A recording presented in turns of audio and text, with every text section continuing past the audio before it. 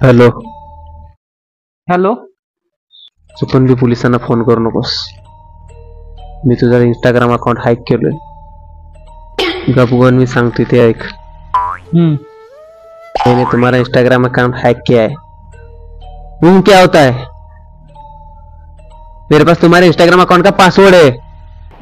हाँ पाठवून दे. मी पण माझ्या इंस्टाचा पासवर्ड विसरलोय. पाठव. काय पाठव? मी तुझं बँक अकाउंट हॅक करेन ना.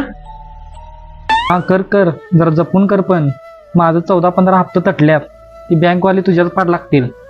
तुझ्यावर नकली केस टाकून तुला जेलमध्ये टाकीन. हा कर.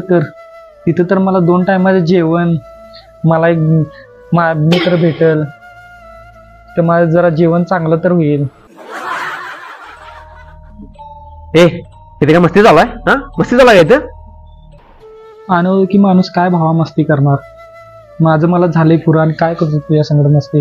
अरे काय झालं बाबा? काय एवढं दुःख आहे तुला?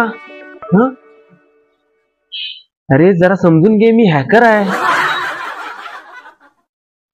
अरे तुला कसलं टेन्शन आहे ते तर सांग.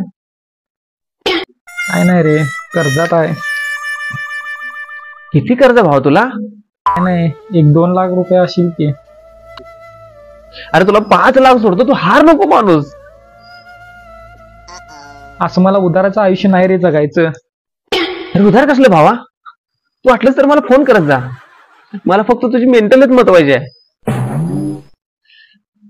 अरे भावा, तुझ्या व्हॉट्सअपला एक लिंक पाठवल्या, त्यावर क्लिक कर. आता तुला सगळे पैसे ट्रान्सफर करतो.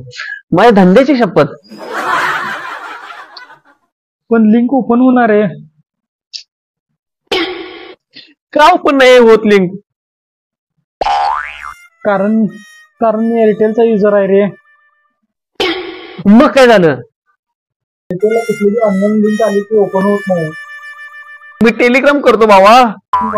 टेलिग्रामला पाठव, व्हॉट्सअपला पाठव, फेसबुकला पाठव, मेसेजला पाठव, कुठं पण पाठव. ती लिंक ब्लॉक करते. तेवढं ते नेटवर्क झाले तुला माहित नाही मर्दा. आणि तुम्ही ते ऑटो इनेबल केले, त्यामुळे कुठली लिंक आली की माझी डायरेक्ट ब्लॉक होते मर्दा. हे देवा, एअरटेल ना असं का केलं माझ्या दोस्ता संग? उठाले रे देवा, उठाले रे बाबा. सॉरी बाबा, आता तुला मदत करू शकणार नाही. एअरटेल काय केलं रे तू?